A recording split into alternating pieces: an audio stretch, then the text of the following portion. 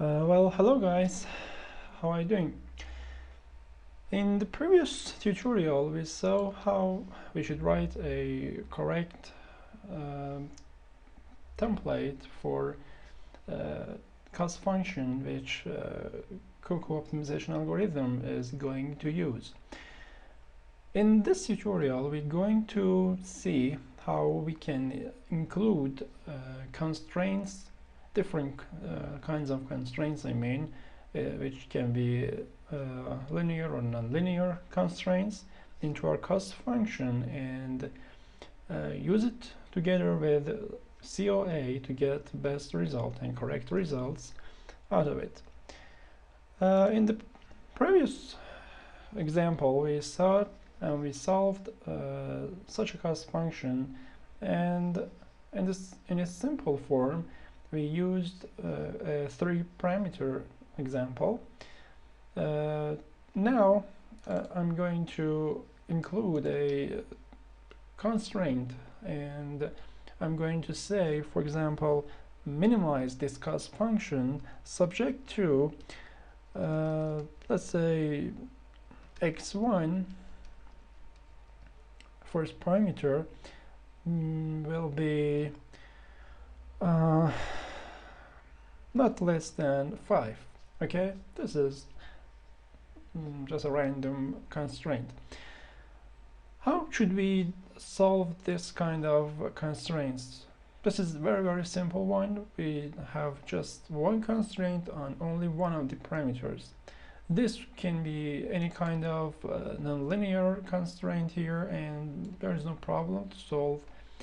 But the first thing we are going to do to solve this kind of constraints is to change the inequality and reverse it. I mean, let's say minus x1 will be less than minus 5. Okay, so the standard form of inequalities and constraints we are going to discuss is in this form, in this highlighted form. If you have this kind of constraint, then simply you can change it to this standard form. And how do we deal with this type? Let's say in a general form we have an x, or let's say a function of x which can consist of x1, x2, x3, or only one of them, or whatever. Let's say a function of x is less than a. A is a fixed and a constant value. To solve this type of constraint, we can easily write a violation term. Violation term is defined in such a way. Let's say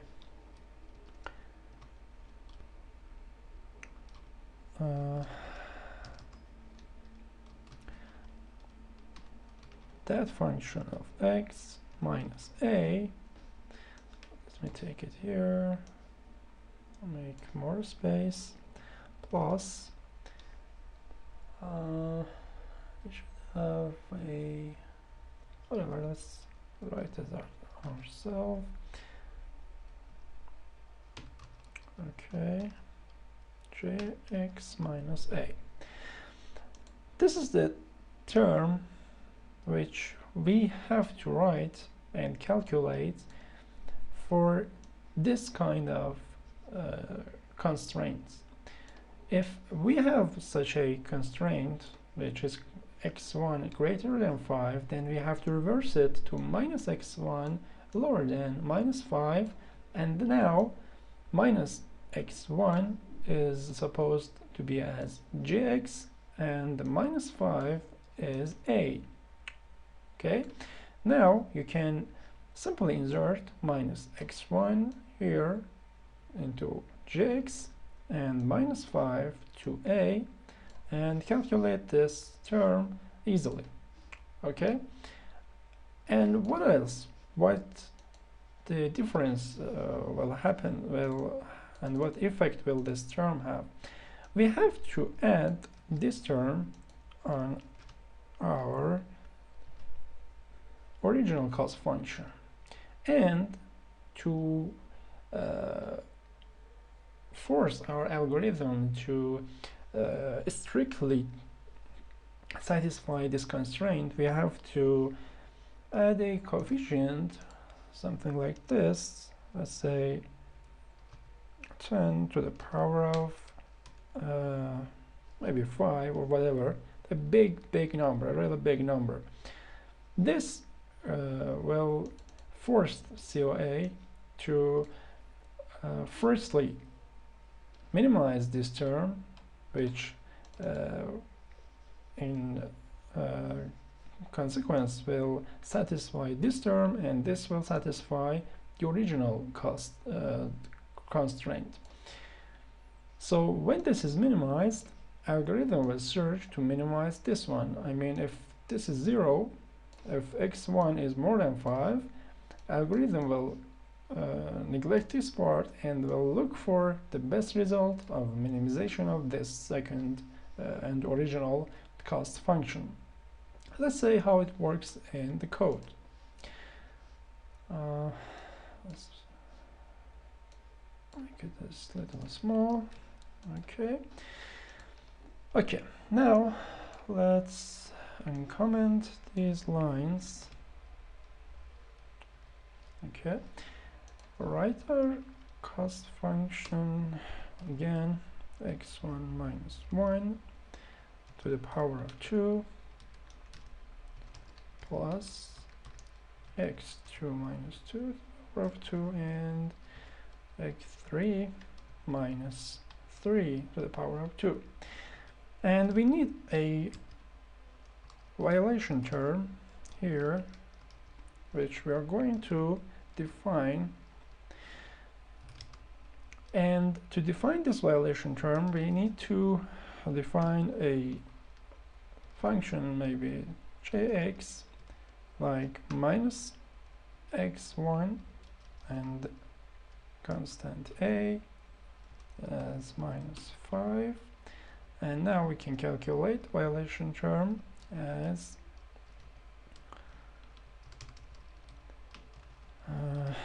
jx minus a plus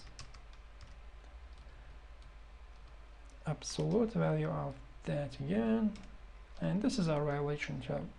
And we only need to add a punishment coefficient here. This is a parameter you can play with, and let's run this and see if really in our results x1 is greater than 5, and if this violation term really works in our code. Let's run this code and watch the results.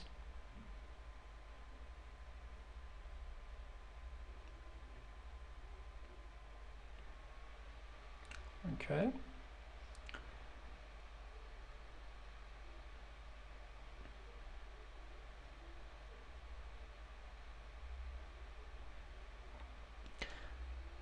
Oh, I didn't set the correct number of parameters, which is in this example 3, and run this again.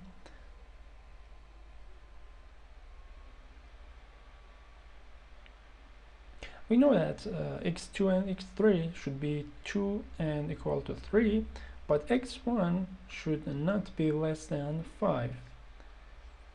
Now let's check the results.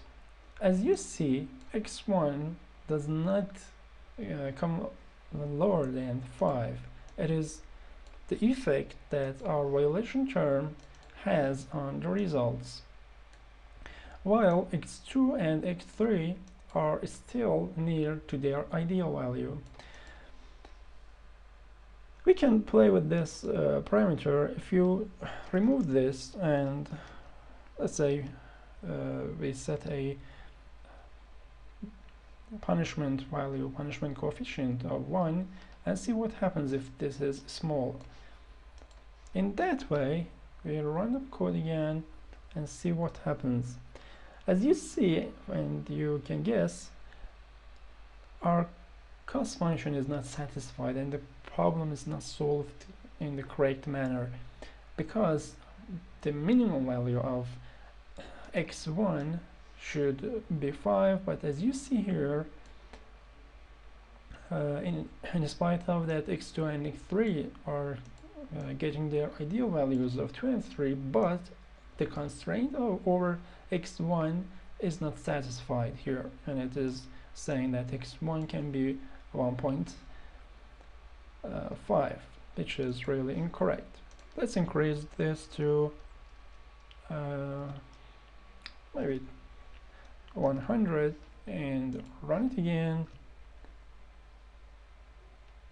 But in my experiments, I can say that you can set a very big number for the punishment coefficient to impose your violation term and put it in the first place to get minimized. As you see, x1 is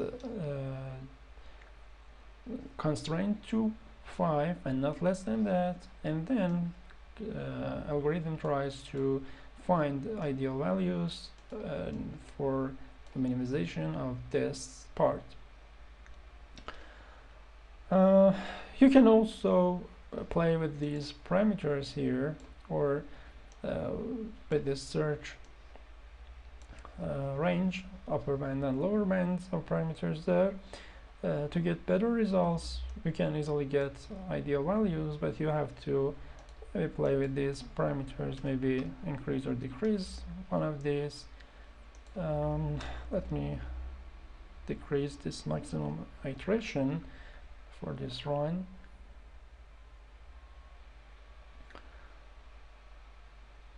The ideal cost in this test, as you see, look at this term. If this term is satisfied with a x1 more than 5, which in the minimum form will be 5 itself, if this term is neglected, then what's the ideal answer for this cost function? If x2 and x3 are equal to 2 and 3, these two terms will be 0.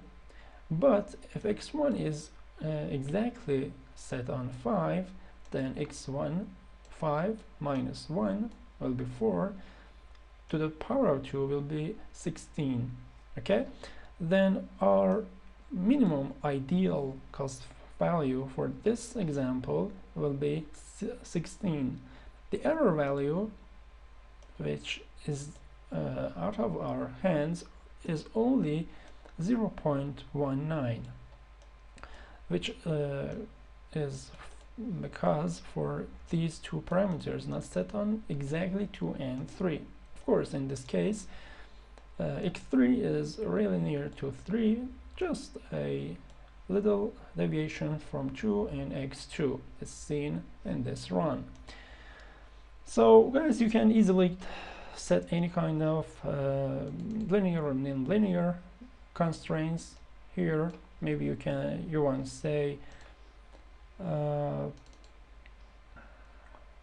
maybe let's say we have such a constraint here, for example x1 plus x2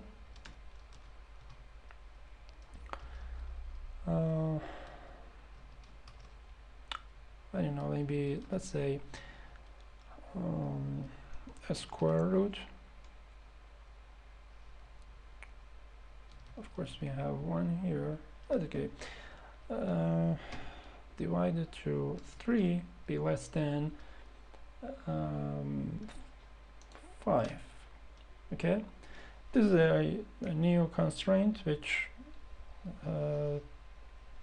I put here randomly, but I want to put this x3, not 3's on. Okay, I want to check if this constraint is also satisfied with this formula. Okay, then let's write this one. Let's go to our MATLAB, write the square root of x1 plus x2 divided by x3 will be less than 5 or whatever, and I'm going to increase this punishment term and change nothing. Let's run the program again and see if it can be solved. It seems that the algorithm is stacked in a local optima, and as we see up here we have a complex number which is not correct. We have to avoid that one. We can get, we can set it here.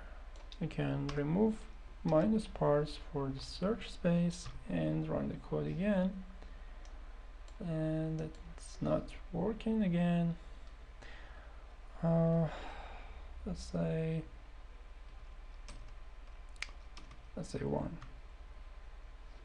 Okay, as you see, now the code runs correctly and we get the best results and ideal results.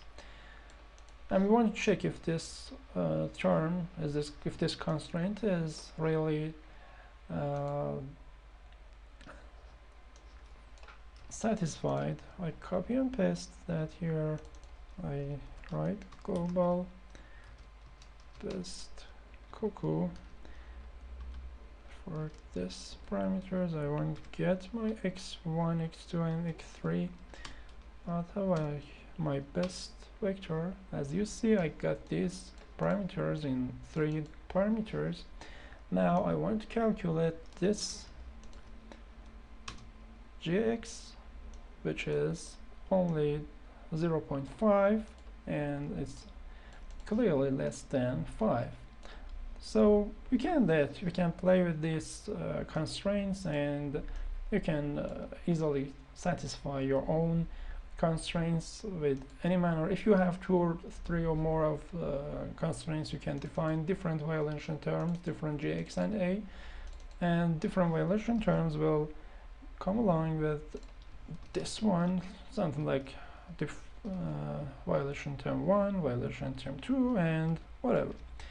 Okay, you can easily add any number of violation terms here for each of your constraints, and the program will, the optimization algorithm will try to find the best results for your constraints. I think that's enough for this tutorial. I'll come with new tutorials and new training up features for this algorithm, which helps you easily solve your problems. Have a good day and see you later.